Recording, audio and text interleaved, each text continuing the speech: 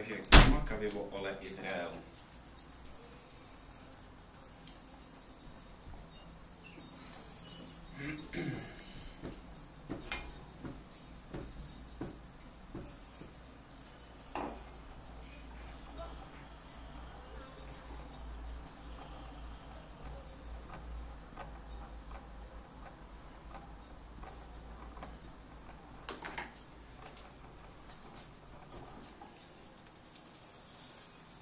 Tak, to byl Kamakavivo Ole Izrael a máme tady 8 hodin 18 minut. A hezky, Honza Vraný, teda druhý pokus, úplně výborný.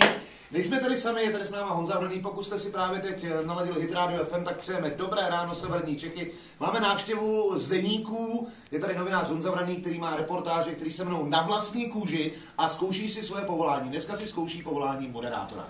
Honzo, my se tě musíme zeptat, kolik povolání ty už si vlastně v životě vyzkoušel?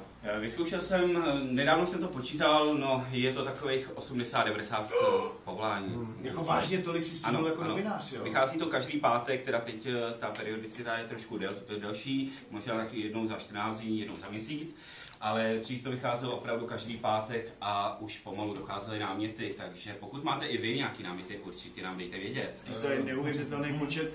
Tím se asi nikdo z nás nemůže pochlubit, takže se tě rovnou zeptáme, který povolání bylo nejexkluzivnější, nejvíc tě zaujalo, do smrti na něj budeš vzpomínat. Jo.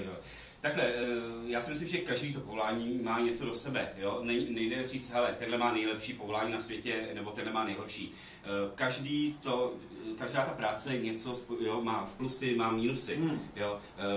Jak jsme už tady zmínili, třeba ty funebráci, jo? Ne. To nás zajímá nejvíc. Ty jsi si zkoušel práci funebráka. Vyprávěj. No, dělal jsem to s teplickou pohřební službou Marí. Ano, tak u téhle pohřební služby dělal můj děda dřív řečníka. Jako vážně? Jo, jasně. Teda vy jste pan. Já tam mám taky kamarádku, Irenku, taky řečnici.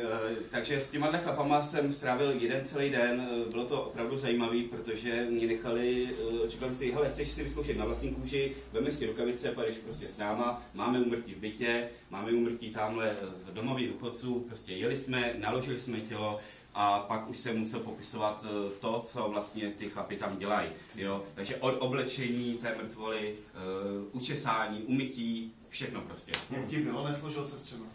Já za tu dobu, co dělám novinářinu, jsem viděl strašně moc mrtvol, takže mě to opravdu nic se nedělá. Jsi na to těšil, ne? To zase ne. Tak zeptáme se, kdy vyjde reportáž o tom, jak jsi zkoušel být moderátorem na Hit Radio FM? Chtěl bych ji zařadit co nejdřív, takže by už teoreticky mohla být příští pátek. Příští pátek, výborně. A prosím tě, ještě takový srovnání, máme to těžký jak funebráci? Máte to docela těžký, Tak za okamžik kapela Tým nebo Shakira a Gypsy a my, Honzo, hrajeme jaký hity? Počkej, Honza se musí napít. Já se musím napít, tady mi dáváte moje oblíbený. Hrajete hity pro dobrou náladu? Ne? Pro lepší náladu. Pro lepší, ano.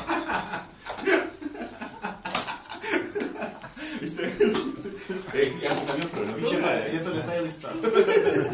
Dobrý. Já jsem to asi zapomněl domáčknout. Víš se to